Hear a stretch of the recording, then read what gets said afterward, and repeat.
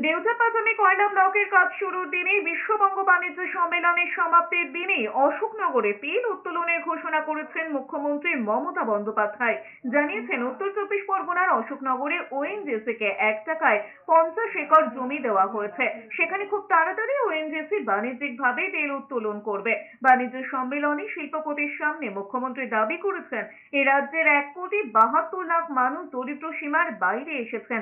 এবছর নিউ টাউনের বিশ্ব বাংলা কনভেনশন সেন্টারে অষ্টম বিশ্ববঙ্গ বাণিজ্য সম্মেলন ঘিরে ছিল কার্যত চাঁদের হাট।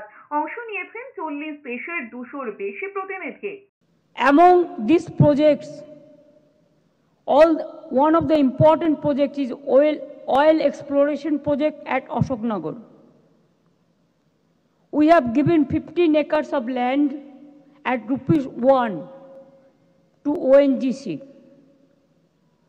in Ashoknagar, North 24 Pargana. They have successfully discovered oil and gas which will be exploited commercially.